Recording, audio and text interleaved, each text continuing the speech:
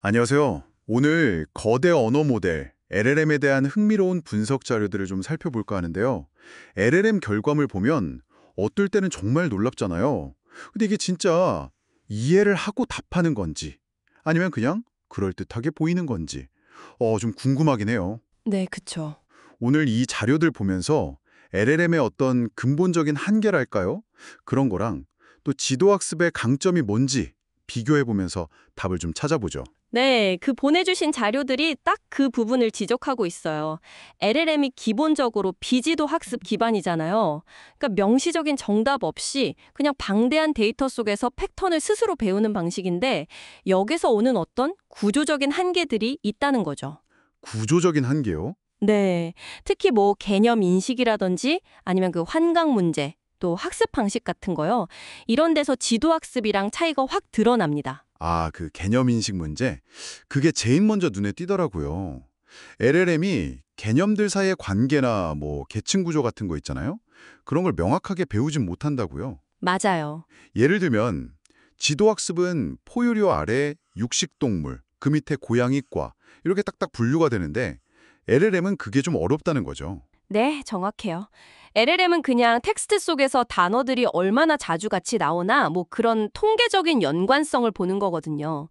고양이 다음에 털이 자주 온다. 뭐 생선이랑 같이 쓰인다. 이런 건 아는데 고양이는 포유류다. 이런 식의 어떤 명시적인 어떤 정답 정보 없이 배우는 거예요. 정답 딱지 같은 게 없이요. 네. 그러니까 이제 문맥에 따라서 같은 단어라도 의미가 좀 흔들릴 수 있고 일관된 개념 체계를 딱 갖추기가 어려운 거죠. 같은 느낌일까요? 네, 그거 아주 좋은 비유인데요.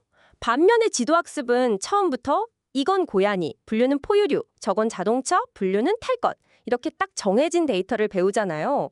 그러니까 마치 잘 정리된 도서관 서재처럼 개념의 위계를 처음부터 아는 거죠. 그래서 처음 보는 데이터도 어느 정도는 분류하거나 추론할 수 있고요.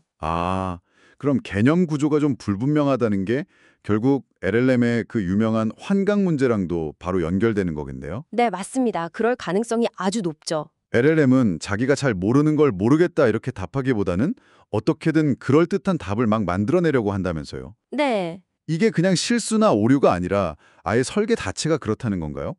그럼 모른다는 선택지는 아예 없는 거예요? 그쵸. 그게 핵심이에요. LLM은 기본적으로 입력이 들어오면 그 다음에 나올 가장 확률 높은 단어를 예측해서 계속 생성하는 게 목표거든요. 정보가 좀 부족하거나 불확실해도 일단 그럴듯하게 보이는 답변을 만들어내는 게 이 모델의 작동 방식인 거죠. 모른다고 딱 멈추는 기능이 설계 단계부터 있진 않아요. 정말요? 네, 그래서 이게 신뢰성이 정말 중요한 작업에 LLM을 쓰기가 좀 멍서려지는 큰 이유 중 하나고요.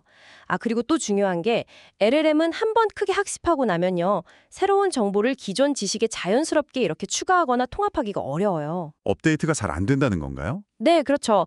마치 한 번 인쇄된 책처럼요. 업데이트하려면 사실상 모델 전체를 다시 학습시켜야 하는 그런 사후 학습 불가 특징도 있습니다.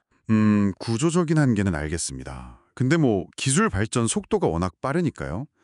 혹시 데이터를 더 많이 쓴다거나 뭐 접근 방식을 좀 다르게 하면 이런 문제들이 좀 해결될 수도 있지 않을까요?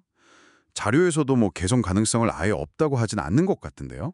물론 뭐 자료에서도 LLM이 워낙 방대한 데이터를 보다 보니까 암묵적으로 비슷한 개념들을 자기 나름대로 이렇게 묶을 수는 있다. 군집화, 뭐 그런 얘기는 하고요.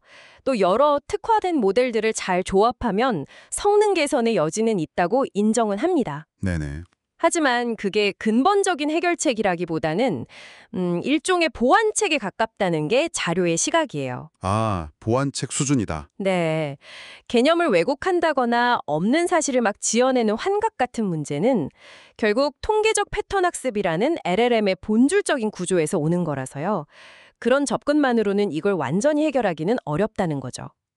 핵심 차이는 여전히 패턴을 모방하는 것과 구조를 이해하는 것 사이에 있다고 봐야 합니다. 그렇군요. 결국 LLM이 정말 놀라운 언어 생성 능력을 보여주긴 하지만 그 이면에는 개념 이해가 좀 부족하고 환각 가능성이 있고 또 한 번 배우면 지식이 좀 고정되는 그런 한계가 있다는 거네요. 네, 맞습니다. 반면에 지도학습은 명확한 구조랑 라벨 덕분에 신뢰도는 높지만 유연성은 좀 떨어질 수 있고요. 그렇죠. 각각의 장단점이 있는 거죠. 자, 그럼 이 분석 결과가 청취자 여러분들이 AI를 활용하실 때 어떤 의미를 가질까요? 네, 이게 중요하죠.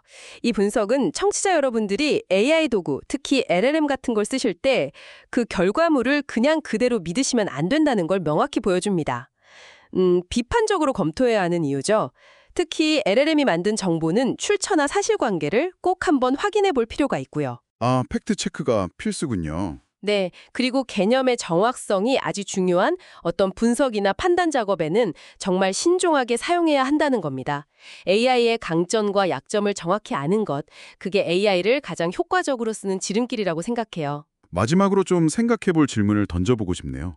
현재 LLM이 가진 이런 구조적인 한계를 고려했을 때요. AI가 단순히 말을 그럴듯하게 잘하는 수준을 넘어서 정말 우리가 믿고 의지할 수 있는 사고 파트너가 되려면 어떤 근본적인 돌파구가 필요할까요? 어려운 질문이네요.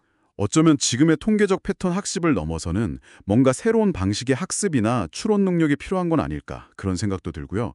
이 질문에 대한 고민이 앞으로 AI 기술이 어디로 나아갈지 그 방향을 결정하는 중요한 열쇠가 되지 않을까 싶습니다.